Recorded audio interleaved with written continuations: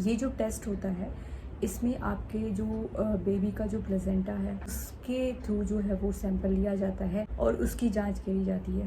कुछ वीडियोस मैंने शेयर करी डाउन सिंड्रोम के बारे में, जब आपको पता चल जाता है कि हाई रिस्क प्रेगनेंसी आ गई है। क्या सिर्फ ये एक ही टेस्ट होता है जिसको एमनियोसेंटेसिस बोलते हैं, नीडल टेस्ट बोलते हैं, जिसके थ्रू हम पता लगा सकते हैं कि हमारे बेबी में डाउन सिंड्रोम है? तो ऐसा नहीं है।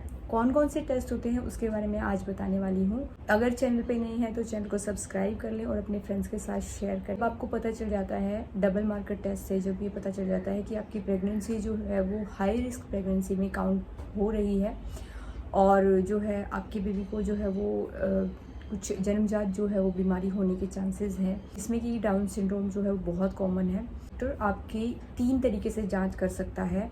नंबर 1 होता है जिसको हम एमनियोसेंटेसिस बोलते हैं, जिसको हम नीडल टेस्ट भी बोलते हैं। नंबर 2 होता है CVS होता है। नंबर 3 होता है कोडोसिंथेसिस। तो तीनों में होता क्या है और वो कब कब किए जाते हैं उसके बारे में मैं आपसे आज बात करने वाली हूँ।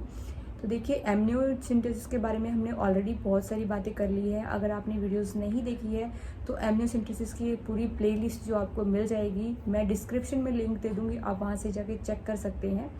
बात करते हैं नंबर 2 वाले CVS की टेस्ट की। उसमें क्या होता है, तो देखिए, जब आपका बच्चा पेट में है तो उसके पास जितनी भी चीज़ें हैं, एक तो उसका हो गया एमनियोटिक फ्लूइड यानी कि वो पानी, उसके बाद उसका होता है गर्भनाल, उसके बाद एक होता है प्लेसेंटा। 3 चीज़ें होती हैं। तो इन तीनों की जांच से ही पता लगा सकते हैं डॉक्टर कि बच्चे में जो है वो डाउन सिंड्रोम वाली प्रॉब्लम तो नहीं है। तो कैसे पता लगाते हैं कि CVS में होता क्या है कि जो प्लेसेंटा होता है उसकी कुछ कोशिकाएं निकाली जाती हैं और उसकी जांच की जाती है। अब ये क्या होता है कि उसमें जो है आपका डॉक्टर जो है वो नीडल के थ्रू भी निकाल सकता है और या फिर आपका जो वेजाइनल एरिया है उसके थ्रू भी ये जो टेस्ट है इसका जो है वो कर सकता है। वो डॉक्टर पे डिपेंड करता है कि आपकी कंडीशन देख के आपका जो है वो प्रेगनेंसी कौन से वीक में चल रही है या जो है आपका बॉडी टाइप कैसा है, आपका टॉलरेंस कैसा है, उस हिसाब से जो है वो डॉक्टर डिसाइड करते हैं कि आपका जो है वो किस तरीके से जो है उनको सैम्पलिंग लेनी है।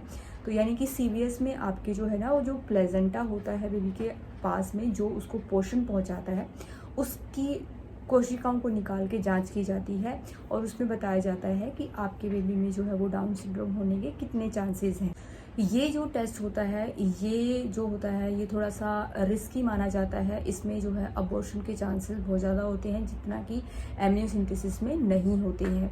तो इसमें जो है ना बहुत ये होता है कि जब एमनियोसेंटेसिस काम नहीं कर रहा होता है तब जो है डॉक्टर डिसाइड करते हैं कि हमें इसका CVS करना है, या आपकी प्रेगनेंसी जो है वो वीक कौन सा चल रहा है उस पर भी डिपेंड करता है। बात करते हैं नंबर 3 वाले टेस्ट की, जो कि हमने बताया कोडोसिंथेसिस। उसमें क्या होता है, उसमें आपके जो बेबी का जो गर्भनाल होता है, जो माँ से जुड़ा होता है, उसके सैम्पलिंग ली जाती है और उसको टेस्ट किया जाता है। और ये सिर्फ और सिर्फ जो है वो पेट के थ्रू ही जो नीडल होती है उसको डाल के निकाले जाते हैं सैंपल, जैसा कि एमनियो में या नीडल टेस्ट में होता है। मेनली ये तीनों नीडल टेस्ट ही होते हैं, लेकिन इसके टाइप अलग अलग होते हैं और इनका जो है ना स्टेज भी अलग अलग होता है कि किस स्टेज पे जो है वो कौन सा किया जाएगा।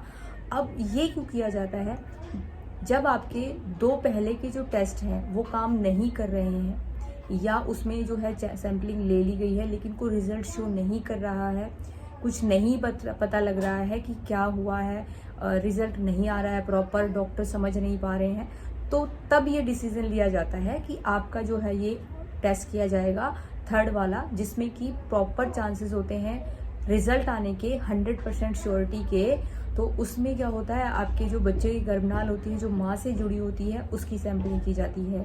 तो ये 3 तरीके होते हैं जिसमें कि आपके जो बेबी का जो डाउन सिंड्रोम का जो रेशो है वो पता लगा दिया जाता है और कितने % चांस है वो भी पता लगा दिया जाता है। तो ये तीनों ही तरीके हैं जब किसी की हाई रिस्क प्रेगनेंसी आ जाती है तो कौन कौन से तरीके से पता लगाया जा सकता है। एमनियोसेंटेसिस के बारे में मैंने बहुत सारी वीडियोस शेयर की हैं, तो अगर आपने नहीं देखी हैं तो वो भी आप देख सकते हैं। और मंथ वाइज प्रेगनेंसी में अपना कैसे ध्यान रखना है उसकी सीरीज़ भी जो है वो मेरे चैनल पे आपको मिल जाएगी। तो कौन से मंथ में आपको कौन सी चीज़ों का ध्यान रखना है उसके बारे में अगर आप जानना चाहते हैं तो आपको प्लेलिस्ट मिल जाएगी, लिंक डिस्क्रिप्शन डिस्क्रिप्शन में मिल जाएगा, वो भी देख सकते हैं। इस वीडियो से अगर आपका कोई भी क्वेश्चन होगा या अगर आपकी प्रेगनेंसी जो है वो हाई रिस्क में है या आप हेल्दी प्रेगनेंसी चाहते हैं, तब भी उसके बारे में कमेंट करके पूछ सकते हैं। मिलते हैं नेक्स्ट वीडियो में, तब तक अपना और अपने होने वाले बेबी का ख्याल रखिए। Stay healthy and bye bye.